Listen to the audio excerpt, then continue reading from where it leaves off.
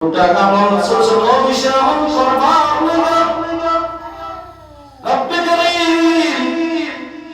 এমন কিছু মানুষ দুনিয়ায় আল্লাহ তাআলা সৃজন করে দিয়েছেন, যে মানুষগুলি গরিব মানুষ, যে মানুষের অন্তরে অহংকার নাই,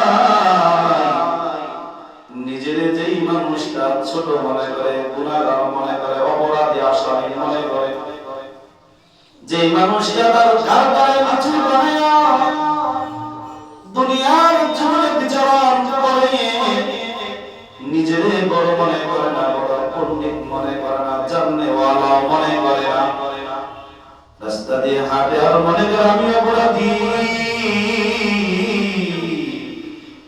মসজিদে আল্লাহর বান্দা সে তো হাতটা নিচু করে দিয়ে আল্লাহরে বলে আস্তাগফিরুল্লাহ। ও দাওয়ালি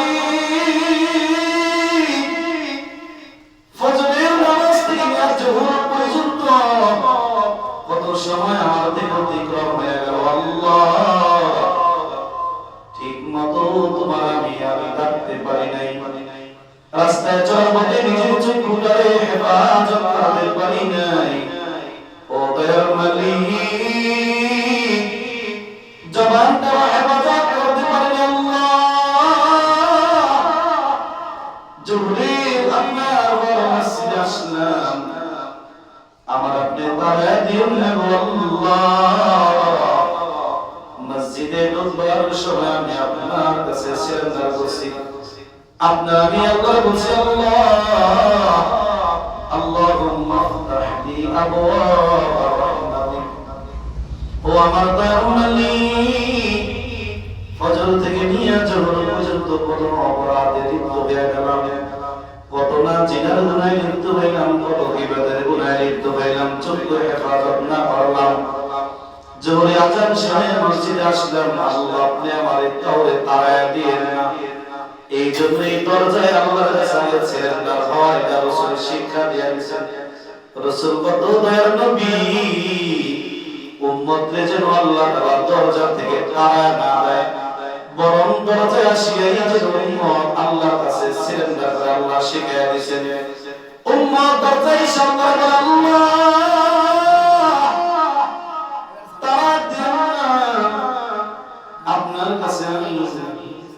আপনার কাছে আমি সিলিন্ডার করলাম, আপনি আমারে মাফ করে দেন, আপনার ঘরে ঢুকতেছি, রহমতের দরজাগুলি আমার জন্য খুলিয়া দেন, আপনি বন্ধ করে দিয়েন না, রহমতের আশা রহমত পাইবার জন্য আপনার ঘরে আমি ঢুকছি গো আল্লাহ। এমন একটা সিলিন্ডার অবস্থা নিয়ে যে ব্যক্তি মসজিদে আইসা এবার আস্তাগফিরুল্লাহ বলে বলে তার নিচে করে দেয়, হাবিবে কিবরিয়া নবী বলেন এই ব্যক্তি এই যে সিলিন্ডার করল আল্লাহর কাছে মাফ চাই, দয়ার মালিক এই কারণে এই ব্যক্তিরে মাসুম বানায়া মসজিদ থেকে বের করে দেয়। আর যিনি মসজিদে ঢুকবার সময় এই সিলিন্ডার আল্লাহর কাছে মনে পড়ে না, মসজিদে ডান পাও দিয়া ঢুকবে না, বাম পাও দিয়া ঢুকবে, কার ঘরে ঢুকতেছে এমন কোনো ফিকির করে না, মসজিদে আইসা উনি এইভাবে নিজের গাটটারে একটু নিচু করে আল্লাহর কাছে আস্তাগফিরুল্লাহ বলে না, আল্লাহর কাছে নাম পাইবে মাপ চাইবে এমন কোনো মন মানসিক নিয়ে মসজিদে বসে না, মসজিদে বসলো না, দোকানে বসলো এমন কোনো চিন্তা এমন পার্থক্য যেই বান্দা করে না। আল্লাহ রাসূল বলেন এই যে মসজিদে আয়া উনি নিজে কথা বলল, দুনিয়াদারি আলোচনা করলো, রাসূল বলেন আমলনামায় যা আমলগুলি ছিল আমলগুলি ওনার আমল থেকে ওনার আমলনামা থেকে এই কথা বলার কারণে আল্লাহ তাআলা আমলনামা ওনার খালি করে দিল। আওয়াজ করে বলি নাউযুবিল্লাহ।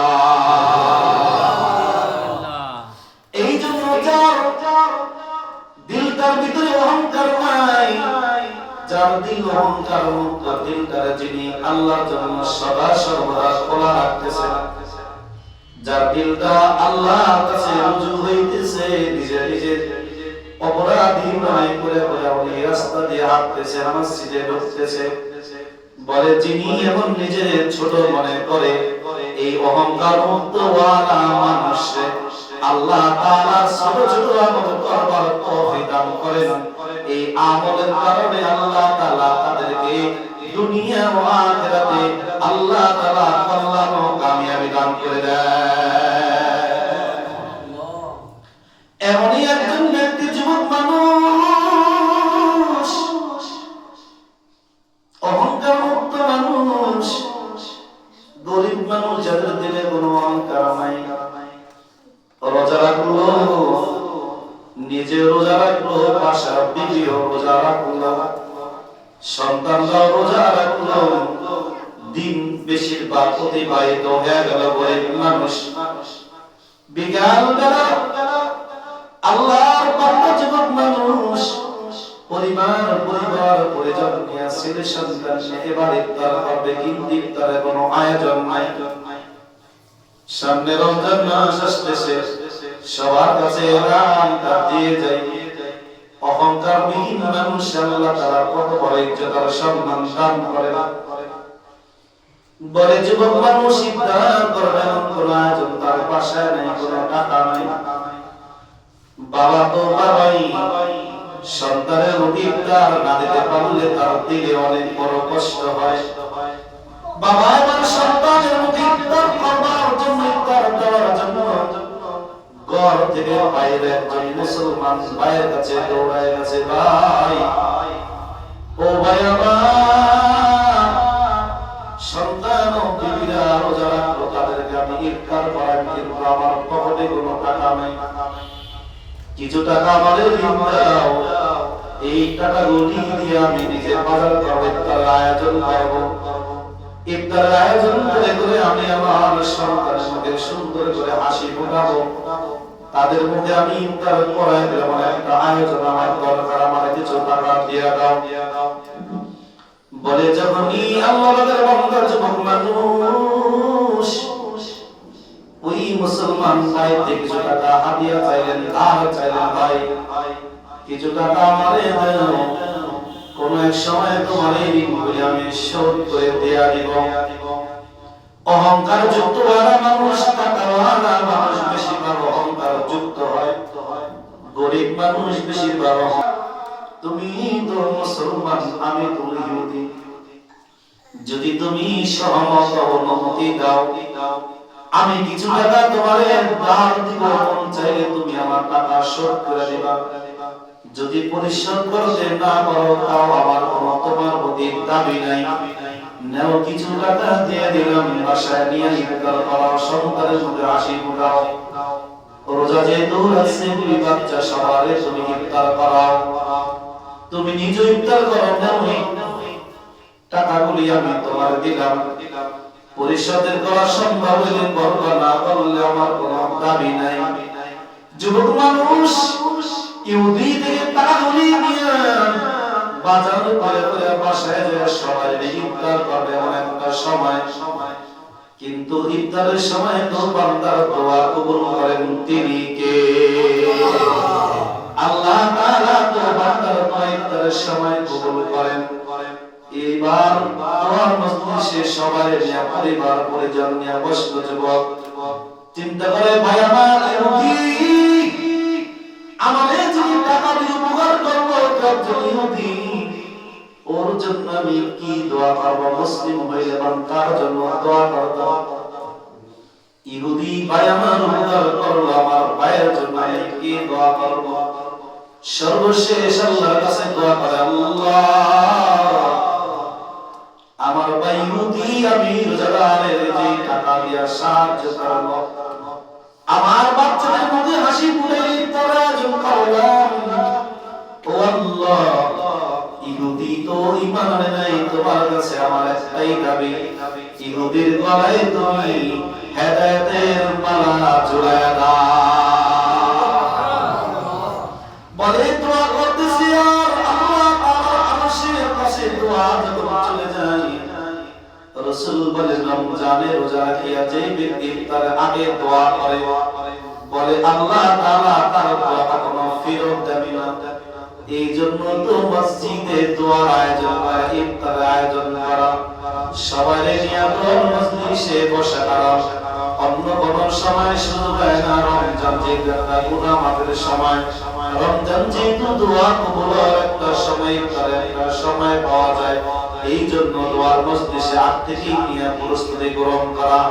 এই জন্য বলেই রাসূল বলেন, যে ব্যক্তি রমজান মাস পাইল কিন্তু গুনাহ মাফ করাইতে পারলো না, এই উম্মত আমার ধ্বংস হয়ে যাবে, কোনো আর সন্দেহ নাই।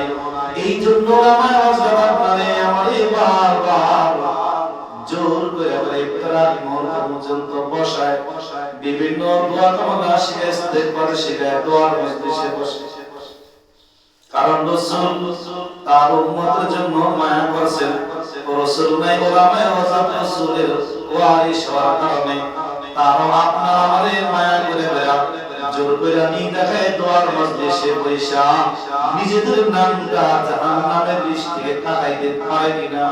আর জাহান্নামের লিস্ট থেকে কাটাইবার একটা সময়, তা হলো রমজান মাসে ইফতারের পূর্ববর্তী সময়।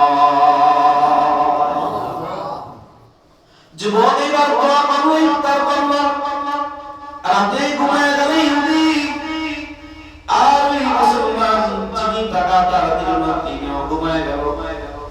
যুবক মানুষ যিনি রোজা রাখলো, তিনিও সবাই একবারে ঘুমায় গেছে।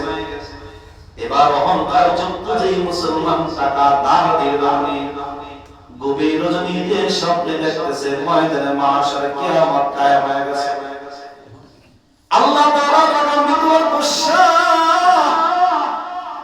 কহারি বেদাসনিয়া বলেন, আজকে কারো রাজত্ব নয়, আজকে সকল রাজত্ব তো আমার। লিমানিল মুলকুল ইয়াওম লিল্লাহিল ওয়াহিদুল কাহ্হার। আল্লাহর বাদশারে বাদশা, ও তোমার ব্যক্তি তাকওয়ালা অহংকার যুক্ত বান্দা শোনো, আজকে কারো কোনো অহংকার নাই, কারো কোনো শক্তি নাই, বাদশাহী নাই, আমির তবিলি নাই। সকল কিছু ক্ষমতার মালিক, সকল বাদশা, সকল অহংকার, সকল রাজত্ব আজকে আমার, আজকে সবাই তোমরা কিন্তু জিরো। বলে আল্লাহ যখন এই মেজাজ নিয়ে অহংকার ওয়ালাদেরকে কাট দিবে, সবাই থরথর করে কাপ কঞ্চল করে দিবে। আল্লাহ তাআলা শুরু করবেন সূর্য তারা, এবার তুই আমি যাও তুমি আমার ইমান, তোর বিদে যা তার সকল কাপগুলি সারিয়ে দে। অহংকারওয়ালা মানুষ, জুলুমবাজ মানুষ, দিমাগওয়ালা মানুষ, সিলিন্ডার যিনি করেন এই দুনিয়ায়, এই সিলিন্ডার বিহীন মানুষ যারা আছে তাদের মাথার উপরে তুই এবার তাপ দেওয়া শুরু করে দে। বলে তখন সূর্য তাপ দেওয়া শুরু করে দিবে, এক পর্যায়ে সূর্যের তাদের গুলি মাটিগুলি তামা হয়ে যাবে। মানুষগুলি পেরেশান হয়ে আল্লাহর রহমত পাইবার আশায় দৌড়াদৌড়ি করবে, ছোটাছুটি করবে। কেউ বা আমার পিছে দৌড়ে বলবেন মা কিছু দেন, আমার একটু সাহায্য করার, জাহান্নাম থেকে আমারে বাঁচান। বাবারে বলবেন, ভাইরে বলবেন, নেতারে বলবেন, ও লিডার আপনার পিছনে তো আমি কত সময় করে কাটাইলাম, রাতেও ঘুমাইলাম না। আমার জবাব দিয়ে আমি একবার আপনার নাম এত জোরে জোরে নিলাম যা আমি কখনো আল্লাহর নামও আমার জবাব থেকে নেই নেই।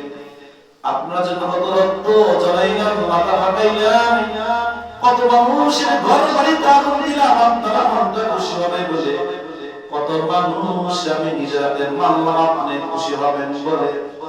লিডার আজকে আমার কিছু নেকের অভাব আছে, আমার জন্য জাহান্নাম ওয়াজিব হয়ে গেছে, একটা নেক দেন, আমি একটা নেবার জান্নাতে চলে যাই। বলে লিডার সেদিন দাঁড়াবে না, বাবা মা কেউ দাঁড়াবে না, লম্বা কথা। সেই দিন সবাই সবাই অস্বীকার করবে আর সবাই দৌড়াদৌড়ি করবে। যুবক স্বপ্নে দেখতেছেন খুব বড় পেরেশানি অবস্থায় উনি দৌড়াইতেছে, আর জাহান্নাম উনারে বারবার ধরবার লেগে চেষ্টা করতেছে। কোথাও যায় উনি যুবক আশ্রয় পায় না, দৌড়াইতে দৌড়াইতে কিয়ামতের একটা পাশের মাঠের কোনায় দেখতেছেন সুন্দর জলমলওয়ালা একটা ঘর দেখা যায়, একটা সুন্দর বিল্ডিং দেখা যায়। যুবক দেখতেছেন আর ওই দিকে দৌড়াইতেছেন, যায় দেখেন দরজাটা তালা মারা। একজন দারোয়ান দাঁড়ায় রয়েছে দরজাটার সামনে দাঁড়ায় দাঁড়ায় তালা মাইরা উনি চেয়ে দেখতেছে ওই যে যুবক যিনি টাকা ধার দেয়নি রোজাদারে ইফতার করাইবার জন্য সাহায্য করে নাই। জিজ্ঞেস করেন ভাই আমার এখানে তারা তারা মারিয়া কেন আটকে রাখলেন? আমার অবস্থা তো খুব ভয়াবহ, দেখেন তা আমার সহ্য করা যায় না। জাহান্নামের গুরু গুরু আওয়াজ, জাহান্নাম আমারে খায়া ফেলাইবে এমন একটা পরিস্থিতি হয়ে গেছে। ও ভাই আমার তালাটা খুলে দেন, আমি একটু ভিতরে যাই আশ্রয় নিয়ে, আমার আর কষ্ট সহ্য হয় না। দারোয়ান বলেন ভাই আমার তালাটা খুলে দিব, তালাটা তো চাবি আপনি নিয়ে আসেন নাই, আর এই ঘরের মালিক তো আপনি নাই, তালার চাবির মালিক তো আপনি না।